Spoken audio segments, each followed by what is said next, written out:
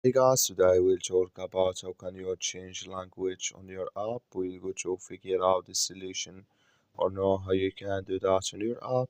So you just follow these ways, then it's going to work with you. All you have to do in first, you just go down, click here on account down here. So then it's going to take you to your profile. It's going to show for you like this here. You click on this sign here, just click on it. So then you come to next here, it's going to show for you like this. Then you click here on language here, you just click on it. So then it's going to take you to this list here, and here can you change your language here. So that's all you have to do. I wish you I get it. That's all. Thank you for watching.